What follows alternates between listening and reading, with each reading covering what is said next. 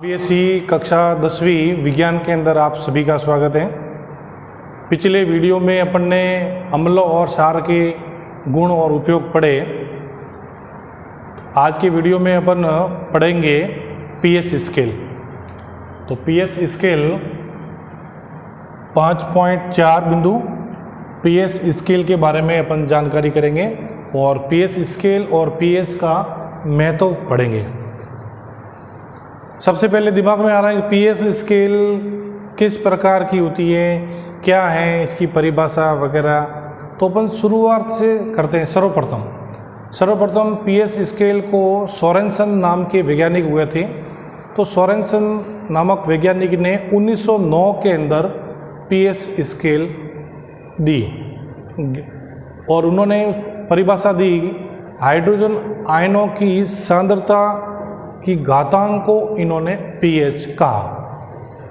तो अपन इसको समझने के लिए एग्जाम्पल लेते हैं।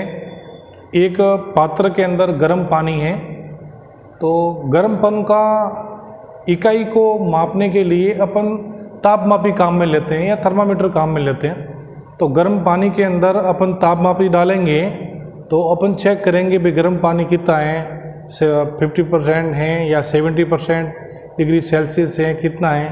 तो अपन तापमापी से देखेंगे इतना गर्म है। तो गर्मपन के स्तर को अपन तापमापी से के जरिए इकाई होती है उनको अपन देखते हैं कि ताप इतना है। दूसरा एग्जांपल, मान लीजिए मेरे पास स्केल है या चौक है। अब ये चौक है, इस चौक की मापने के लिए इकाई काम में लेते हैं। उस इकाई को बोलते हैं सेंटीमीटर। स्केल से मापते हैं, सेंटीमीटर के अंदर मापते हैं। तो अपन चौक की लंबाई को सेंटीमीटर से मापा, तो एक चौक की लंबाई मापने के लिए इकाई काम में लेते हैं वो सेंटीमीटर है। थोड़ी सी बड़ी कोई वस्तु लेते हैं तो लंबाई ज्ञात करनी है तो मीटर के अंदर मापते हैं। यानी वस्तुओं को मापने के लिए इकाई काम में ली जाती है। अब बिंदु आते हैं पीएच स्केल पर। तो अब पीएच स्केल क्या है? तो अम्ल और क्षार के मापने का सामर्थ्य की इकाई है। अम्ल और क्षार को मापने के लिए एक इकाई का प्रयोग किया जाता है, वह इकाई है पीएच स्केल। अब आपको समझ में आ गया होगा, जिस प्रकार गर्मपन के स्तर को तापमापी से और ये चौक की लंबाई को सेंटीमीटर से इकाई होती है, ठीक उसी प्रकार अम्ल और क्षार को मापने के लिए पीएच स्केल का उपयोग किया जाता है। तो इस प्रकार आप समझेंगे इसको। अब इसको समझने के लिए एक छोटा सा प्रयोग करते हैं। एक पात्र लेंगे, पात्र के अंदर जल लेंगे और जल लेने के बाद में इसमें कोई भी यौगिक अम्ल डालेंगे या क्षार डालेंगे। HCl डाल लिया, अम्ल है ये। तो यह HCl यह आयनित हो गया, H+ है और Cl आयन है। जल के अंदर HCl डालने पर यह जलीय विलयन के अंदर HCl, जिसका हिंदी में नाम है हाइड्रोक्लोरिक अम्ल, जल के अंदर पूर्ण रूप से आयनित हो जाता है। फिर सोरेनसन ने बताया, वैज्ञानिक ने, इसके हाइड्रोजन आयन को बाहर निकाल देंगे। तो इस प्रकार हाइड्रोजन आयन को बहुत सारों को बाहर निकाल देंगे। जितने भी इसमें से हाइड्रोजन आयन हैं उनको बाहर निकालेंगे और ये हाइड्रोजन आयन बोलेंगे। इनको बाहर निकालने के बाद जितने भी होते हैं इनको एक कलेक्ट कर लेंगे। तो कलेक्ट करने के बाद में इन हाइड्रोजन आयनों को फिर कलेक्ट करने के बाद में हाइड्रोजन आयनों को एक लॉग के रूप में लिखते हैं, log 10 H+ आयन। इन हाइड्रोजन आयनों को एक लॉग के रूप में लिखते हैं और वो लॉग ऋणात्मक होगा क्योंकि बाहर निकाला गया है, ऋणात्मक। यह पीएच स्केल का मान होगा।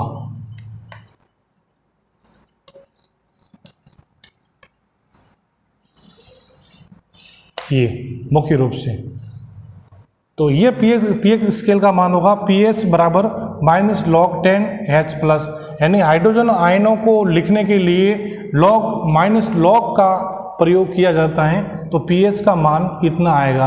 अब इसकी परिभाषा, जैसे अपन ने पहले तो बोल दिया भाई ये मापने के लिए काम में लिए जाते हैं, एक्चुअली इसकी परिभाषा क्या होती है तो वो समझेंगे। हाइड्रोजन आयनों की सांद्रता, यानी ये हाइड्रोजन आयनों की सांद्रता का ऋणात्मक लॉगरिथम, इसका दूसरा नाम है लघुगणक भी बोलते हैं इसको, लॉगरिथम पीएच कहलाता है। तो इस प्रकार इसकी पीएच की यह परिभाषा आपके ध्यान में आ गई। अब चलते हैं स्केल किस प्रकार की होती हैं पीएच। सबसे पहले अपन समझ लेते हैं पीएच स्केल क्या होती हैं। तो पीएच स्केल इस प्रकार की होती है, आपको बता दें।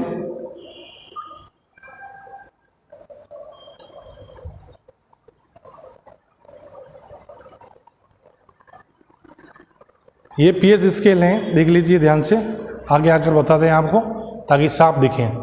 ये पीएच स्केल हैं और इसके अंदर रंग हैं और उसमें पट्टिकाओं में 0 से लगाकर 14 तक गिनती लिखी हुई है। तो ये पीएच स्केल बोलेंगे इसको। और ये होती है आपकी पीएच पत्रक, जो अम्ल और क्षार के अंदर डालेंगे और रंग परिवर्तित होगा। अभी अपन छोटा सा प्रयोग करेंगे, थोड़ा सा देख लेते हैं वापस। ये पीएच स्केल की पट्टी बनाई अपन ने और यह 7 तक बिंदु लिखा, 0 लिखा, फिर 7 ये 7 से आगे 14, यानी इसमें गिनती लिखने की जरूरत नहीं है, डायरेक्ट अपन ने 0 लिखा, फिर 7, फिर 14, बीच में गिनती लिखी हुई माननी है। अब ये हाइड्रोजन आयन प्रदर्शित करेंगे, इधर करेंगे, इधर करेंगे क्षार, जैसे OH आयन देंगे। जैसे अम्ल जलीय विलयन में हाइड्रोजन आयन देते हैं तो अम्ल, और क्षार के अंदर हाइड्रोजन आयन देते हैं वो क्षार। अब इधर अम्लीय प्रवृत्ति प्रदर्शित कर देंगे, यानी 0 से 7 से कम तक, 7 पूरा नहीं, 7 से कम यानी 6.9, तो 7 से कम तक अम्लीय प्रदर्शित करेंगे। ये लिखा हुआ है पीएच में 0 से 7 से कम अम्लीय प्रवृत्ति होगी, इधर वाली अम्लीय अभी अपन प्रयोग करके बताएंगे। और इधर वाले सारी प्रदर्शित होगी, इधर तीर का चिन्ह लगाया हुआ है, ये 7 से अधिक, ये लिखा हुआ है पीएच 7 से अधिक 14 तक सारी प्रवृत्ति प्रदर्शित करेंगे। और बीच में जो 7 अंक लिखा हुआ है एरो करके, ये उदासीन फिक्स, ये 7 से न तो कम होगा न अधिक होगा, 7 फिक्स होगा, तो उदासीन प्रवृत्ति शो करेगा, न तो अम्ल की होगा न क्षार की होगा। तो इस प्रकार से 3 बिंदुओं के बारे में अभी अपन जस्ट देखेंगे। अभी चलिए सर, ये अम्ल है, ये अम्ल है। तो अम्ल के अंदर ये अपन ने लिया है पीएच पत्रक लिया है। तो पीएच पत्रक लेने के बाद में अम्ल के अंदर डुबोते हैं।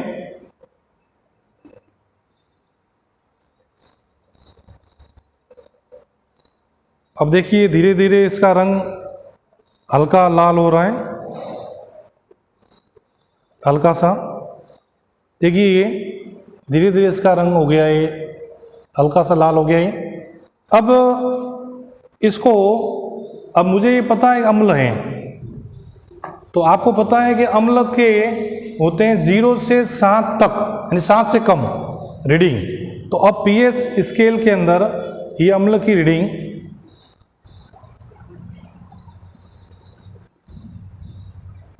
ये देखिए गिनती लिखी हुई है 1, 2, मतलब 2 नंबर तक यह आ जाएगा, यानी पीएच का मान लगभग 2 हो जाएगा। ये रंग मैच कर रहा है इसके साथ में। तो इस प्रकार से आज अम्ल की आपने पहचान की इस पीएच स्केल से। इस प्रकार चलते हैं थोड़ा सा आगे। अब इसमें चलते हैं क्षार के गुण को देंगे। इसी पत्र को काम में ले रहे हैं, इसी का उपयोग कर रहे हैं। अब मैं ले रहा हूँ क्षार। अब आपको पता नहीं क्षार है, मुझे पता है कि क्षार लिया हुआ, तो इसमें क्षार लिया हुआ है। और ये पीएच पत्रक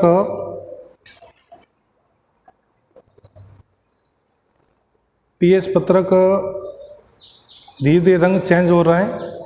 देख लीजिए ये क्षार लिया हुआ, इसका रंग चेंज हो गया ये। अब इसको पीएच स्केल से मैच करते हैं। अब पीएच स्केल देख लीजिए, ये इसके रंग को मैच करेंगे तो 7 से अधिक है अपन ने 11, 12, 13 तक कलर जो मैच होता है वो इसको मानेंगे भाई इसका पीएच इतना होता है। तो ये जो इसमें क्या लिया हुआ है रसायन मानेंगे भाई वो सार है। तो इस प्रकार से इसमें छोटे छोटे प्रयोग हैं, अपन समझेंगे तो आप भी करेंगे तो पता पड़ेगा ये। तो ये अम्ल पीएच स्केल का बिंदु पूरा हो गया। इसके महत्व को ध्यान से देखेंगे। महत्व को देखने से पहले उदासीन को देखेंगे। पीएच जिसका 7 बिल्कुल 7 होता है तो वो उदासीन प्रवृत्ति होती है। 7 से न तो एक बिंदु भी कम न एक ज़्यादा, तो 7 होगा वो उदासीन प्रवृत्ति शो करेगा। चलिए साहब, अब पीएच का महत्व पढ़ रहे हैं, बहुत अच्छा है। आपके घरेलू उपयोग के अंदर, दैनिक दिनचर्या के अंदर इसकी जानकारी आपके काम आएगी। तो ध्यान से देखेंगे यहाँ। पहला बिंदु उदर यानी पेट। उदर में अम्लता की मात्रा बढ़ने पर पेट दर्द और कब्ज और जलन होती है। अब आप समझिए मेरी ओर। दूसरे पार्ट को अपन ने अध्ययन किया है, वीडियो भी देखे आपने। तो उसमें अपन ने अमाशय के अंदर कुछ घंटे भोजन पड़ा रहता है। जैसे भोजन करते हैं, पाचन तंत्र का अपन ने बिंदु पढ़ा, तो मुख से भोजन गया ग्रास नली अमाशय में कुछ घंटे भोजन पड़ा रहता है। तो अमाशय में एक अम्ल होता है हाइड्रोक्लोरिक HCl। तो HCl अम्ल कुछ अधिक खाने पीने की सामग्री में आ जाता है तो हाइड्रोक्लोरिक अम्ल की मात्रा वहाँ पर बढ़ जाती है। तो बढ़ जाने से पेट में एसिडिटी है, कब्ज है, जलन होती है। कई बार कहते हैं लोग कि नली में जलन हो रही है, वो इस कारण होती है कि अम्ल की मात्रा बढ़ जाती है। उदर को पेट बोलेंगे तो अम्ल की मात्रा वहाँ पर अमाशय के अंदर बढ़ जाती है। तो बढ़ने के बाद में पेट दर्द है, कब्ज है, जलन है और एसिडिटी है, डकारें आनी है, ये शुरू हो जाती है। तो यह जो HCl एक प्रकार का अम्ल है, हाइड्रोक्लोरिक अम्ल है, आप जानते हैं। तो जो अमाशय के अंदर होता है, अब उसका उपचार, डॉक्टर के पास जाते हैं, डॉक्टर गोलियाँ लिखते हैं, उसके अंदर भी सार की मात्रा गोली के अंदर होती है। तो अपन डायरेक्ट घर पर ठीक हो सकते हैं बिना डॉक्टर के पास जाए हुए। कैसे? उपचार मिल्क ऑफ मैग्नीशिया, इसका अणुसूत्र है MgOH2, यानी यह एक एंटा एसिड है। एंटा एसिड इसको इनो बोलते हैं, आप इनो मार्केट में इनो के नाम से लाते हैं आप। तो ये इनो के अंदर सारी माध्यम होता है, वो सार होता है। तो मिल्क ऑफ मैग्नीशिया ये एंटा एसिड कहलाता है। एंटा एसिड का मतलब है अम्ल का विरोध करना। अम्ल को एसिड बोलते हैं इंग्लिश में, अम्ल का विरोध करना। तो इसको अपन ग्रहण करेंगे, ये एक प्रकार का सार है। तो वह सार अंदर जाने पर अम्ल के साथ प्रतिक्रिया करेगा, तो अम्ल के गुणों को वो खो देगा। सार मिलने पर वो खो देगा, यानी दोनों के गुण नष्ट हो जाएंगे। और नष्ट हो जाने के बाद में वो पेट दर्द है, कब्ज है, जलन है, वो ठीक हो जाएगी। सामान्य रूप से आप इसको इनो बोलते हो, मार्केट के अंदर लेने जाते हैं। और मिल्क ऑफ मैग्नीशिया भी बोलते हैं। तो इसका अणुसूत्र आप ध्यान करेंगे। अणुसूत्र का नाम है इसमें मैग्नीशियम हाइड्रोक्साइड, इसको बोलते हैं। मैग्नीशियम हाइड्रोक्साइड होगा और हिंदी में नाम इसका मिल्क ऑफ मैग्नीशिया है, जो मिल्क ऑफ मैग्नीशिया भी जाना जाता है। और ये एंटा एसिड भी है, एसिड का विरोध करता है। तो इससे वो ठीक हो जाएंगे, पेट की अम्लता वगैरह। चलो साहब, दूसरा बिंदु है दंत से, दांतों का से। तो दांतों के लिए पीएच, देखो दांत 4 प्रकार के होते हैं, दूसरे अध्याय में पढ़ा। और दांत बहुत काम आते हैं, ठीक है ना। जब तक अपन जीवित रहते हैं, खाने पीने की सामग्री के अंदर बहुत काम आते हैं। तो अगर दांत आपके शरीर में नहीं रहेंगे तो सुंदरता भी नहीं दिखती। तो दांतों का बहुत ही महत्व है। तो मुख की पीएच में दांतों की पीएच होती है 6.5 होती है, इसकी पीएच फिक्स होती है। अब आपने शाम को भोजन किया, इसको इस प्रकार समझेंगे। शाम को भोजन किया आपने, भोजन करने के बाद में आप सो गए, पानी भी पिया है। तो भोजन के कुछ कण हैं वो दांतों के अंदर वो फंसे हुए रहते हैं, अन्न के कण। तो फंसे हुए रहते हैं दांतों के बीच में, कुछ जगह होती है। जैसे इस प्रकार मानेंगे इसको, अब ये एक दांत है और ये 2 दांत हैं, इसके बीच में यह कुछ जगह होती है थोड़ी सी। तो अन्न के कण यहाँ फंस जाते हैं 2 दांतों के बीच में। और शाम को जो भोजन किया हुआ आप अन्न के कण फंस गए तो रात भर वो पड़े रहते हैं वहाँ। तो पड़ने के बाद जो अन्न के कण हैं वो एक प्रकार की सड़न पैदा करते हैं वहाँ पर दांतों के बीच में। सड़न यानी सड़ते हैं रात भर। सड़ने के बाद में आपको पता है कि वो एक अम्ल के रूप में बदल जाएंगे, परिवर्तित हो जाएंगे। अम्ल यानी एसिड, एसिड में वो परिवर्तित हो जाएंगे। अब एसिड में परिवर्तित होने पर ये जो ये क्या करेंगे, इसके ऊपरी परत को बोलते हैं इनेमल, जो दांतों की परत होती है इसको इनेमल बोलते हैं। तो ऊपरी परत को ये नुकसान पहुंचाते हैं रात भर। सड़ने के बाद में रात भर अपना काम शुरू रखते हैं। अपन तो सो जाते हैं, ये नहीं सोते हैं, रात भर ये क्रिया करते हैं और इनेमल को नुकसान पहुंचाते हैं। तो दांतों की ऊपर की परत टूट जाती हैं, खराब होती हैं। कई बार आप देखते हो दांतों का सह होता है, उसे टूटते हैं, ये नुकसान पहुंचता है। अब इसका उपचार में सबसे पहले आपके घर पर ही उपचार है। शाम को खाने पीने के बाद में आपको लग रहा है कि इसके बाद मैं कुछ नहीं खाऊंगा, 10 बज गई या 10:30 बज गई है, तो उसके बाद में आप दंत मंजन करेंगे। दंत मंजन सुबह करते हैं, सुबह इतना करते हैं उतना फ़ायदा नहीं है, रात को करने में बेटर रहता है, सबसे अच्छा रहता है, तो लोग करते नहीं हैं। तो आपको इस वीडियो को देखकर लगेगा कि रात को करना चाहिए, कंपलसरी करना चाहिए। तो रात को दंत मंजन करें, इसका उपचार लिखा है। दंत मंजन रात को करें खाने पीने के बाद, उसके बाद भोजन नहीं करें। और अब ये इसमें क्या होगा आखिर, तो उसमें सारी माध्यम है। आपको बताएं, 2 दांतों के बीच में जो सड़न पैदा होती है वो अम्ल के अंदर सड़न बदल जाती है, एसिड बन जाता है। तो अब जो दंत मंजन काम करेंगे, आप रात को पेस्ट करेंगे, उसके अंदर पेस्ट के अंदर सार होता है, वो सार से बनाया जाता है, सार होता है। तो पेस्ट जैसे ही करेंगे रात को, तो वो अम्ल के साथ क्रिया कर देगा, अम्ल के साथ क्रिया करेगा, उसके अम्ल के गुणों को वो नष्ट कर देगा, और नष्ट करने के बाद में उसके नष्ट हो जाएंगे। इस प्रकार से वो सड़न वगैरह और बदबू भी नहीं मारेंगे और रात भर दांत स्वस्थ रहेंगे। ये इसका उपचार है दंत मंजन। तो सारी माध्यम उसको अम्लीय माध्यम को नष्ट कर देता है, दांतों का क्षय नहीं होने देता है। तो आप भी रात को करेंगे दंत मंजन तो थोड़ा ध्यान रखेंगे। सुबह तो रोज़ करते ही हैं, सुबह भी आप कर सकते हो, कोई मना नहीं है, रात को करना बेटर रहेगा सबसे पहले। ठीक है, चलते आगे। नंबर 3, कीटों का डंक। कीट का मतलब बहुत सारे कीट होते हैं, चींटी के डंक वगैरह बहुत सारे कीट होते हैं। तो चींटी के डंक में एक लाल चींटी होती है, एक काली चींटी होती है। लाल चींटी के डंक के अंदर फॉर्मिक अम्ल होता है, थोड़ा ज़्यादा होता है, स्ट्रॉन्ग होता है। तो लाल चींटी के डंक में फॉर्मिक अम्ल होता है, फॉर्मिक अम्ल बड़ा तेज होता है। तो जलन महसूस करता है, वहाँ पर अनुभव करता है, दर्द महसूस करता है, सूजन आ सकती है। तो और इसके बाद में इसका उपचार भी आपके घर पर ही है। अब ये जो फॉर्मिक अम्ल हैं, साथ में अम्ल लिखा हुआ है, ये एक प्रकार का अम्ल है। अम्ल जाने पर दर्द होगा, जलन होगा। तो इसका उपचार क्या होगा? सोडियम हाइड्रोजन कार्बोनेट, ये खाने का सोडा है, ये इसका रासायनिक नाम है। इसका रासायनिक नाम होगा सोडियम हाइड्रोजन कार्बोनेट यानी NaHCO3, और इसका सामान्य नाम घरेलू है खाने का सोडा। सबके घरों में होता है। तो खाने का सोडा इस पर लगाएंगे तो यह जलन भी कम होगी, दर्द भी कम होगा। अब ये एक प्रकार का अम्ल है, खाने का सोडा एक प्रकार का सार है। तो सार अम्ल के गुणों को नष्ट कर देगा और ठीक हो जाएंगे। तो इसका बेटर उपाय कैसे करेंगे? जल के अंदर मान लीजिए थोड़ा सा जल लेंगे एक प्याली के अंदर और थोड़ा खाने का सोडा डालेंगे। देखो ये जली विलीन में बहुत अच्छा काम करता है। डायरेक्ट आप पाउडर लगा देंगे तो इतना बेटर नहीं होगा। ये पानी के अंदर डालकर जली विलीन लगाएंगे, इसका चम्मच से लगा देंगे यहाँ, तो जली विलीन सबसे बेस्ट काम करता है और सूजन कम भी करता है और जलन भी कम करता है और महसूस होता है। इस प्रकार इसका उपचार ये है। नेक्स्ट बिंदु नंबर 4 पढ़ेंगे, अम्लीय वर्षा, अम्ल वर्षा। आप जो देख रहे हो कल कारखानों से निकलने वाला धुआं और ये जो वाहनों से निकलने वाला धुआं, बहुत सारी फैक्ट्रियां होती हैं, कपड़ों की मिलें होती हैं, उनसे निकलने वाला धुआं है, कोई भी मशीनरी के जरिए कारखानों से जरिए धुआं निकलता है। तो धुआं निकलने के बाद में यह वायुमंडल में ऊपर की ओर फैलता है। धुआं के रूप में एक सल्फर डाइऑक्साइड होती है, नाइट्रोजन के ऑक्साइड होती है, नाइट्रेट।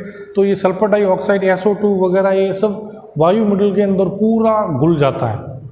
घुलने के बाद में जब बारिश होती है, आपको पता है बारिश ऊपर से होगी, तो सल्फर डाइऑक्साइड, ये NO2 वगैरह सारी नाइट्रेट, ये सारा उसके अंदर मिल जाएगा और मिलने के बाद वो जल के रूप में नीचे गिरेगा।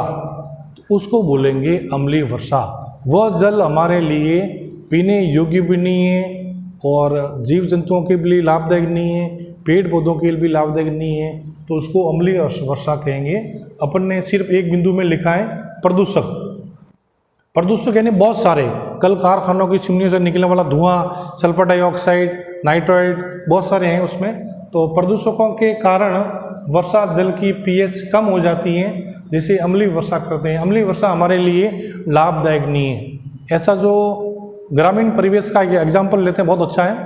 गाँव में लोग आज अभी तक बारिश का पानी पीते हैं। घर के अंदर 2 टाँके करवाते हैं, एक बारिश के पानी का टाँका करते हैं, एक सामान्य पानी का टाँका करते हैं। तो बारिश के पानी को वो इकट्ठा करते हैं। कैसे इकट्ठा करते हैं? छत को वो साफ कर लेंगे, बारिश आने वाली है, छत को साफ धोकर साफ कर लेंगे, और उसका पाइप होता है, तो पाइप पर कोई और नीचे पाइप कनेक्शन कर लेंगे टाँके के अंदर, और उसमें टाँके में पानी इकट्ठा हो जाता होता रहेगा। सबसे पहले बुजुर्ग लोग बड़े समझदार होते हैं, जो पहली बारिश होती है उसका पानी इकट्ठा नहीं करते। उनको पता है कि जितनी कारखाने वगैरह उनका चिमनियों से निकलने वाला धुआं है वो पहले ऊपर इकट्ठा हो जाता है, वो बारिश के साथ नीचे गिरता है। तो पहली बारिश जो बड़ी ज़ोरदार होती हैं उसका पानी वो इकट्ठा नहीं करते हैं, क्योंकि उसमें प्रदूषक बहुत सारे मिले हुए होते हैं। हो सकता है अम्लीय वर्षा हो, अपन को पता नहीं। दूसरी बारिश होती है, तीसरी बारिश होती है, उसका पानी टाँकों में इकट्ठा करते हैं, वो अच्छी बारिश होती है। तो इस प्रकार भी आपको ध्यान रखना चाहिए कि जो बारिश का पानी पीते हैं तो ये भी सावधानी आपको रखनी चाहिए। तो पीएच कम उपचार क्या होगा? प्रदूषकों को पर नियंत्रण करके, जैसे कल कारखानों की चिमनियों से निकलने वाला धुआं है, ये जो पब्लिक वहाँ पर रहती है उनको लाइसेंस ऐसे देने चाहिए कि भाई आबादी क्षेत्र से दूर रहने चाहिए। तो आबादी क्षेत्र से दूर रहेंगे तो इस प्रकार से इसमें वो SO2 नहीं मिलेगी और बारिश जहाँ पर हो रही है वहाँ पर शुद्ध होगी। इस प्रकार से आपने ये वीडियो अभी समझा है। धन्यवाद।